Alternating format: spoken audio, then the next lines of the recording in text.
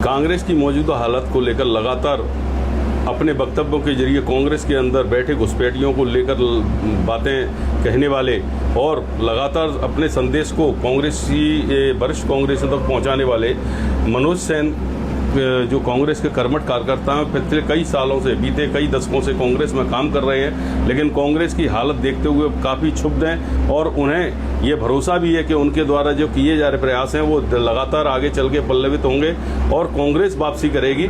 लेकिन अभी वर्तमान में जो हालात चल रहे हैं कांग्रेस की जैसी स्थिति है, उसके चलते वो बहुत दुखी एवं आहत हैं, जिसका कारण वरिष्ठ कांग्रेसियों द्वारा बहुत ही अलग तरह का रवैया अख्तियार किया गया है, जिसके चलते हम उनसे थोड़ी बातचीत करते हैं कि क्या मामला है और किस तरह से वो इस चीज़ को आगे बढ़ा रहे हैं।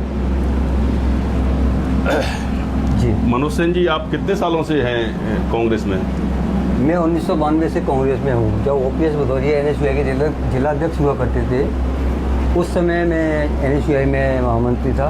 क्या दिक्कत है, क्या परेशानी है, किस लिए आप इतने व्यथित हैं कि वर्तमान में आपने कई बड़े कांग्रेस पदाधिकारियों और पूर्व मुख्यमंत्री के खिलाफ मोर्चा खोल रखा है, लगातार आप इस बात को कह रहे हैं? नहीं, बात मोर्चा खोलने वाली नहीं है। मोर्चा तो हमें इसलिए खोलना पड़ रहा है कि क्योंकि हम दुखी हैं। अभी आपने हाल ही में बयान देखा होगा, जीतू पटवारी जी एक मुद्दे को लेकर के आगे बढ़ रहे थे। प्रदेश अध्यक्ष हमारे सम्मानीय इंडियन एक्सप्रेस ने मुख्यमंत्री मध्य प्रदेश को एक्सपोज किया और उस मुद्दे पर कांग्रेस के हमारे वरिष्ठ नेता जी का बयान जो उन्होंने भी कल परसों दिया था, वो बिल्कुल बहुत मन को दुखी करता है और कहीं ना कहीं कांग्रेस को इससे कहीं ना कहीं क्षति है। क्या बोला था उन्होंने? उन्होंने बोला कि 500 करोड़ रुपए की वो ज़मीन है वो बिल्कुल सही दी गई है और परसों की घटना थी, इनके पास कल दस्तावेज तो तुरंत आ गए। कहाँ से दस्तावेज निकाल रहा है ये? क्या इनको ये पहले से ही गेम प्लान था क्या? तो क्या समझते हैं आप, क्या वर्तमान में जो कांग्रेस की स्थिति है उससे वो वापसी कर पाएगी मध्य प्रदेश में? नहीं, मध्य प्रदेश में कांग्रेस वापस जरूर करेगा। मध्य प्रदेश में कांग्रेस की वापसी होगी, वो राहुल गांधी जी के आवाज़ पर होगी। राहुल गांधी जी को देश की जनता, प्रदेश की जनता नेता मानती है। उनकी आवाज़ पर मध्य प्रदेश की जनता एक है। मध्य प्रदेश की जनता कांग्रेस की सरकार लाना चाहती है, परंतु हमारी पार्टी में कुछ ऐसी कुछ कभी घटना हो जाती हैं जिससे कुछ नुकसान कांग्रेस को रहता है। तो आप लगातार पूर्व मुख्यमंत्री दिग्विजय सिंह जी को लेकर बयान दे रहे हैं और आपका कहना है कि ये राय भाजपा के एजेंट है, क्या ये सही है या गलत? नहीं, बिल्कुल मेरी तो खुद की राय यही है। हमने देखा हमारी 2018 में सरकार बनी, पर्दे के पीछे से सरकार कैसे गिरी, कोई हलचल नहीं हो, सरकार गिर गई और तमगा दे दिया गया सामने वाले को। क्या उसकी हैसियत इतनी नहीं थी कि मध्य प्रदेश कांग्रेस का अध्यक्ष बन सकता था वो? दिग्विजय सिंह जी ये कह रहे हैं कि जो जाने वाला था वो चला गया। नहीं, जो बैठे हैं वो कांग्रेसी हैं। जाने वाला नहीं गया। अब उनकी दिग्विजय सिंह की कितनी मजबूत पैठ ऊपर है, ये इस पर डिपेंड है ना। अब जाने वाला क्यों चला गया? जाने वाले को आपने ना तो मध्य प्रदेश कांग्रेस का अध्यक्ष बनने दिया, ना उसको राज्यसभा में आपने उसको भेजने का प्रयास किया। आपको तो पहले ज्योतिरादित्य सिंधिया से पहले आपको फूल सिंह बरैया पसंद आ रहे थे, अब आपको फूल सिंह बरैया इन दोनों पसंद नहीं आए राज्यसभा भेजने के लिए। तो क्या मामला है, क्या दिग्विजय सिंह और उनके जो पूरा वो सिस्टम है, और दिग्विजय सिंह चूँकि बहुत वरिष्ठ हैं और राहुल गांधी इनके नज़दीक बताए जा रहे हैं, क्या ऐसे में आपका ये जो चल रहा है उससे कुछ कांग्रेस के लिए हो पाएगा? नहीं, राहुल गांधी जी तो हमारे देश के शीर्ष नेता तो हैं ही। हमने देखा भाई, जो राहुल गांधी जी को हमारे रविशंकर प्रसाद जो केंद्रीय कानून मंत्री हैं, अभी तभी तमाम करके उनको हमेशा उन्होंने राहुल गांधी को बहुत बुरा बोला कहा है और हमने देखा कि राहुल वो दिग्विजय सिंह जी उनके गले में हाथ डाल करके बड़े अटखेनियाँ खेल रहे थे संसद भवन में, हमने देखा है उनको। तो आपका मानना है कि इस तरह से अगर जो लोग राहुल गांधी जी के खिलाफ बोल रहे हैं उनसे उनको बातचीत नहीं करनी चाहिए? नहीं, राहुल गांधी जी जो खिलाफ है हम उसके खिलाफ हैं। राहुल गांधी जी का नेतृत्व चलेगा। आपने देखा होगा दिग्विजय सिंह जी के भाई अभी उलूल जुलूल बयान देते हैं, कहने लगे थे कि केंद्रीय नेतृत्व परिवर्तन कीजिए। क्या नेतृत्व परिवर्तन क्या इनके कहने से होगा? जो खुद अपनी विधानसभा 70,000 वोट से हारते हैं, इनका छोटा लक्ष्मण सिंह जी भाई जो दिग्विजय सिंह जी के हैं 17,000 से विधानसभा वोट चुनाव हारे चाचौड़ा से। जयवर्धन सिंह इनके पुत्र बड़ी मुश्किल से 4,000 वोट से जीते। आप देख लीजिए कांग्रेस का ग्राफ मतदान। दिग्विजय सिंह जी 10 साल मध्य प्रदेश के मुख्यमंत्री रहे, तो क्या उन्होंने इस दौरान RSS को लेकर कार्रवाइयाँ नहीं की? क्या किया उन्होंने? नहीं, बिल्कुल कार्रवाई नहीं की। मध्य प्रदेश में तो उनके शासनकाल में RSS ज़्यादा मजबूत हुआ। RSS को खुली छूट थी। आरएसएस तो उनके काल में फलती फूलती रही है। तो क्या किस लिए फलती फूलती रही है? आज वो कह रहे हैं कि आरएसएस पे कोई कागज नहीं है, आरएसएस के पास कुछ नहीं है, उनका बयान है। और वो मंत्री हैं जो कर्नाटक के, उनने पूछा है, उस बयान को लेकर बोल रहे हैं। तो ये इनके मुख्यमंत्री रहते हुए इनके द्वारा क्यों नहीं देखे गए? नहीं, आरएसएस तो अनरजिस्टर्ड संगठन है, ठीक है, अनरजिस्टर्ड संगठन है। दिग्विजय सिंह जी ने कभी आरएसएस के खिलाफ नहीं कहा कि ये भी अनरजिस्टर्ड क्यों है, इसको रजिस्टर्ड क्यों नहीं कराते। उस पर धन कहाँ से आता है? दिग्विजय सिंह जी ने आज तक नहीं कहा कभी। जब 10 साल इनका मुख्यमंत्री प्रदेश में क्या है, प्रदेश में इनके द्वारा ही किया गया है, आपका मानना है ये?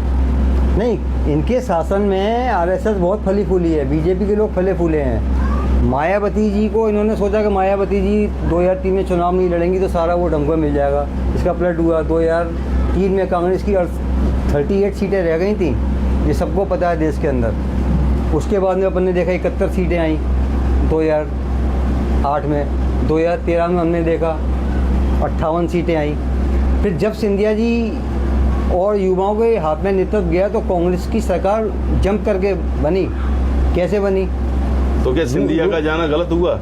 सिंधिया जी गए, परंतु उनको इस तरह से नहीं जाना चाहिए था। सिंधिया जी को अपने बलबूते पे पार्टी छोड़ के जाके अपनी पार्टी बना करके अपना समर्थन देना था। भले ही वो अपनी पार्टी बना के बाहर से कांग्रेस को समर्थन माधवराव की तरह, हाँ, बाहर से अपनी पार्टी बनाते और कांग्रेस को समर्थन देके अपनी शर्तों पे देते, तब उनकी ताकत रहती। ये तो उनके पे एक तमगा लग गया गद्दारी का कि वो उन्होंने इस तरह से कांग्रेस को तोड़ा, कांग्रेस को कमजोर किया, लोगों का मनोबल तोड़ा। हम तो आप क्या चाहते हैं वर्तमान में कांग्रेस में कैसे परिवर्तन हो?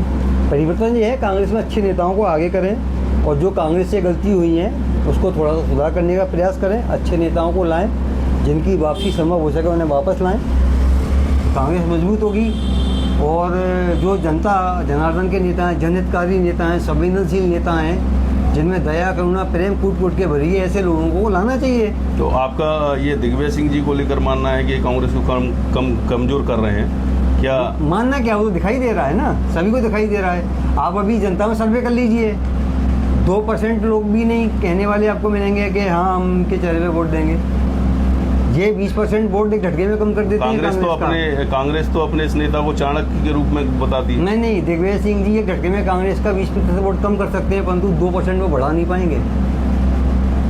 आप वर्तमान में किस पद में हैं? मैं अभी वर्तमान में पिछले वर्ग में स्टेट कोऑर्डिनेटर हूँ। कोरोना टाइम में मैं प्रदेश प्रवक्ता था। मैं ओबीसी सेल में, जब राजमणि पटेल जी हमारे प्रदेश अध्यक्ष थे, रामदास साहू जी आज CWC के मेंबर हैं, वो राष्ट्रीय अध्यक्ष उस समय ओबीसी सेल में हुआ करते थे।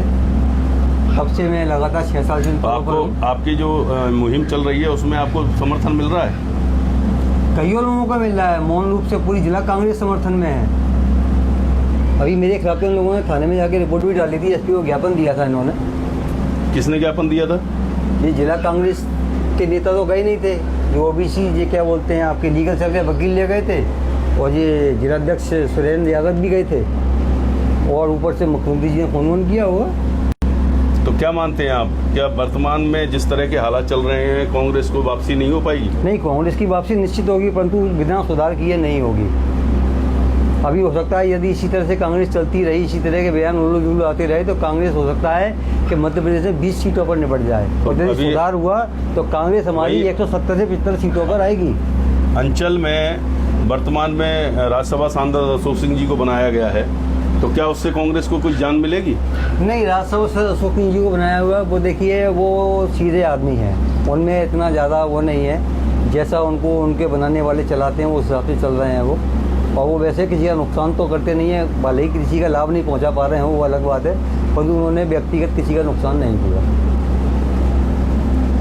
ये मनोज सेन जी ने जो अपने विचार व्यक्त किए, लगातार पोस्टों के माध्यम से, लगातार लोग फेसबुक के माध्यम से, इंस्टाग्राम के माध्यम से लोगों के बीच जा रहे हैं, और कांग्रेस में बदलाव के लिए, प्रदेश कांग्रेस में बदलाव के लिए बहुत ही बुरी तरह से जद्दोजहद कर रहे हैं, जिससे आला नेतृत्व उनके इस मंसूबे को पूरा करे और धीरे धीरे कांग्रेस की मध्य प्रदेश की सत्ता में वापसी हो, जिससे कांग्रेस कार्यकर्ताओं का भला हो और जनता का भला हो, ये उनका मानना है। वहीं वर्तमान में भाजपा सरकार के 25 साल के लगभग हुए कार्यकाल का अब खात्मा हो, ये उनकी सोच है।